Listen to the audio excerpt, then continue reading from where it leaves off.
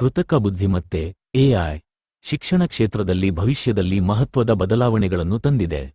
ಸಂವೇದನಾಶೀಲ ಉಪಾಧ್ಯಾಯನ ಉಪಕರಣಗಳು, ವೈಯಕ್ತಿಕ ಕಲಿಕೆಯ ಪಠ್ಯಕ್ರಮಗಳು ಮತ್ತು ಬುದ್ಧಿವಂತ ವಿಶ್ಲೇಷಣಾ ವ್ಯವಸ್ಥೆಗಳ ಮೂಲಕ ವಿದ್ಯಾರ್ಥಿಗಳ ಕಲಿಕೆಯನ್ನು ಸುಲಭಗೊಳಿಸುತ್ತಿವೆ.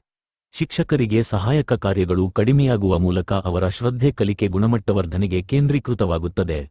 ಗ್ರಾಮೀಣ ಮತ್ತು ದುರ್ಗಮ ಪ್ರದೇಶಗಳಲ್ಲಿಯೂ ಯಥಾವತ್ತತೆಯ ಶಿಕ್ಷಣ ಸಾಧ್ಯವಾಗುತ್ತಿದೆ. ಆದರೆ ತಾಂತ್ರಿಕ ತೊಂದರೆಗಳು, ಗೋಪ್ಯತಾ ಸಮಸ್ಯೆಗಳು ಮತ್ತು ಮಾನವೀಯ ಮೌಲ್ಯಗಳ ಅವಗಣನೆ ಚಿಂತನೆಯ ವಿಷಯಗಳಾಗಿವೆ.